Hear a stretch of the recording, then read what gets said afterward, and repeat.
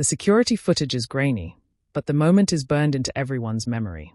A young woman, Emily Carter, 29, steps into the hotel elevator at exactly 10:43 p.m. She's returning to her room after a late dinner. She looks tired but calm, checking her phone, leaning against the wall. The doors slide shut. No one ever sees Emily come out. No one sees the elevator stop on her floor. And by morning, she's gone. When her colleagues report her missing, hotel staff are confused.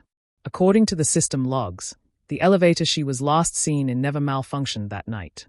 Yet there's no footage of her exiting anywhere, not the lobby, not her floor, not the basement. It's as if the elevator swallowed her whole. Her purse, phone, and room key are still in her hotel room. Her bed is neatly made, as if she never returned at all. When the lead detective reviews the footage again, he notices something strange. For 3 full seconds before the doors closed, Emily glances to her left, her expression shifting from casual to concerned. She steps forward slightly, as if expecting someone to enter, but no one is visible. Detectives compare the digital elevator logs with the video.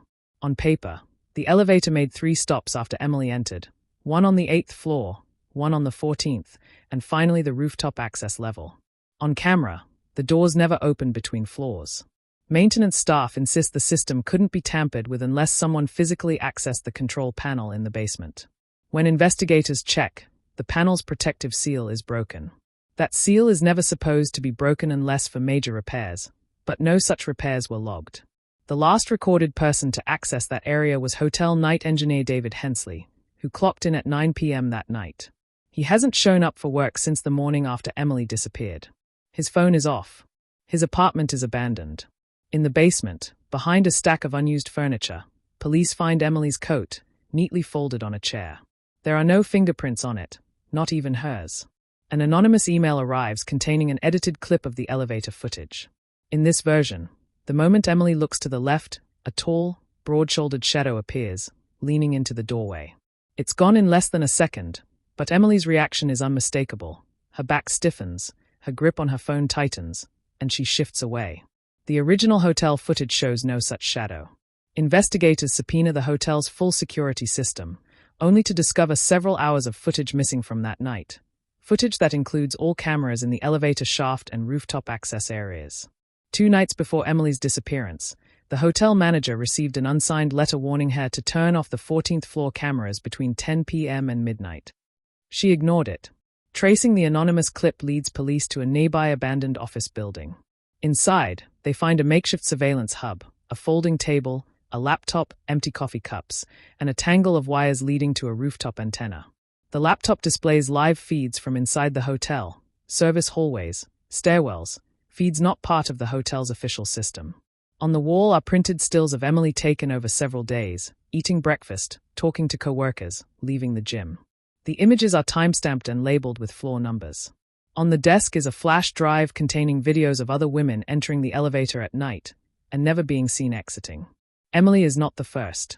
One file is labeled 14th Final, showing her face frozen in fear as 2 hands pull her backward out of the elevator. The 14th floor has been closed to guests for years due to maintenance issues, but fresh footprints in the dust suggest recent activity. Inside one room, the smell of bleach is strong. A blacklight reveals faint streaks resembling blood. A neighbor in the adjacent building says lights sometimes flicker on around 11 p.m., and once they heard muffled banging followed by silence. At the end of the hallway, behind an unmarked steel door, a stairwell leads up to the rooftop machinery level, exactly where Emily's last elevator stop was logged. The locked maintenance room on the rooftop level contains little more than a blanket, a water bottle, and a half-eaten sandwich. Someone has been staying here. In the floor drain, forensic teams find strands of Emily's hair. Scrape marks in the concrete suggest something heavy was dragged. A narrow service shaft, accessible only from this room, runs down the side of the building into an alley between the hotel and the abandoned office building. The route bypasses all security cameras. David Hensley is spotted at a bus depot. His pacing, checking his watch. A black sedan arrives, and a man in his 50s hands him an envelope. When police close in, Hensley runs but is caught. The other man escapes. The envelope contains $5,000 and an address for a storage unit on the outskirts of town. Hensley says the money was for keeping quiet. He admits he didn't take Emily but insists he knows what happened. The storage unit contains a false wall hiding a small, soundproof chamber. Inside are purses, scarves, and shoes, each tagged with a date, the earliest from 6 years ago. A metal filing cabinet holds Polaroids of different women in the elevator, doors closing, expressions frozen. Emily's picture is the most recent. A hotel master keycard and a small black device for jamming elevator sensors are also found. The device could instantly close the doors and override floor selection. A USB drive labeled end tape shows Emily alive in the rooftop room, staring into the camera. In the video, Emily sits on the floor, knees drawn up, breathing shallow. She whispers something before a shadow moves behind her and a man says, "You shouldn't have come here alone." The footage cuts to static. Audio analysis reveals she said, "Tell my sister I'm sorry." The timestamp is 11:56 p.m., just over an hour after she entered the elevator. Phone records reveal Emily had been researching unsolved disappearances for an investigative blog. Every victim in her notes had been last seen in the same hotel. Police cross-reference the women in the Polaroids with missing persons reports. All vanished between 10 p.m. and midnight and had stayed in rooms ending with the number 8. Maintenance logs show those rooms are directly above unmarked service hatches linked to the elevator shaft. The killer had long-term building access, knowledge of the service systems, and the ability to erase security footage. Every victim had booked through the same travel agent, a man who left the country 3 days after Emily vanished. Interpol assists in locating the travel agent, Michael Rourke, in Lisbon. He's brought back to the U.S. under an extradition order. Rourke admits he booked rooms specifically ending in 8 at the hotel for certain female clients. He claims he didn't know what would happen to them afterward, but investigators doubt it. Bank records show consistent deposits from an untraceable offshore account every time one of the targeted women checked in. Rourke received the last payment 2 days before Emily arrived. When confronted with the Polaroids, Rourke becomes visibly shaken. He says the man in the shadows of the elevator footage is named Victor Hale, a former security contractor who once oversaw building surveillance for multiple properties in the city. Victor Hale's record is extensive: prior charges for unlawful surveillance, dismissed due to lack of evidence, and rumors of involvement in private security cleanups for corporate clients. Hale had worked briefly for the hotel chain before being quietly terminated. Internal notes in his file mention unauthorized access to restricted floors and pattern of guest harassment. Hale's last known address is an industrial warehouse on the edge of town. When police raid it, they find more camera equipment, floor plans of the hotel, and a separate room built inside the warehouse with reinforced walls and soundproofing. DNA testing later confirms the presence of 2 other women listed as missing, but not Emily. Investigators realize Hale didn't act alone. Evidence suggests a small network of individuals, Rourke sourcing the victims, Hensley providing mechanical access, and Hale executing the abductions. The deleted surveillance footage from the hotel is traced back to a remote server registered under a shell company. The IP logs lead to yet another location, a residential home owned by Hale's cousin, Patrick Lyle. Inside Lyle's home, police find stacks of external hard drives catalogued by date. They contain complete, unedited surveillance archives from the hotel for the past 7 years, including footage the hotel itself no longer has. From Lyle's hard drives, detectives reconstruct Emily's final movements. She enters the elevator at 10:43 p.m. Hale is already on the 14th floor, waiting in the unlit hallway.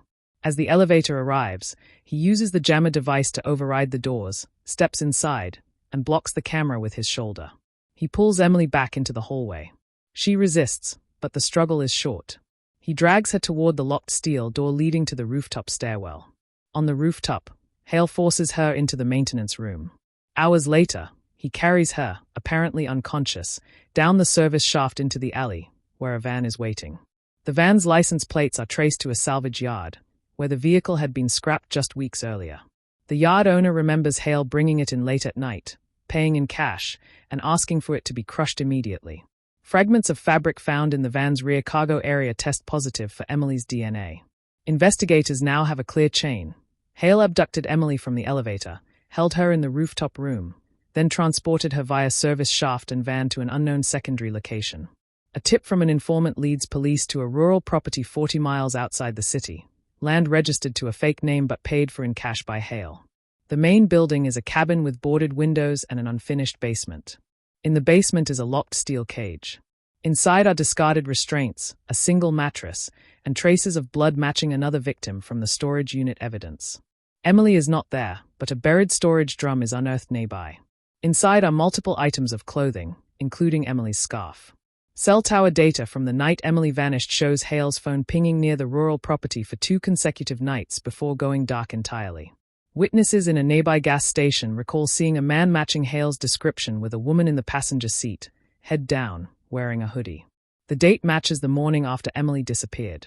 This sighting prompts an immediate search of the surrounding area. Cadaver dogs alert to a disturbed patch of earth less than 200 yards from the cabin.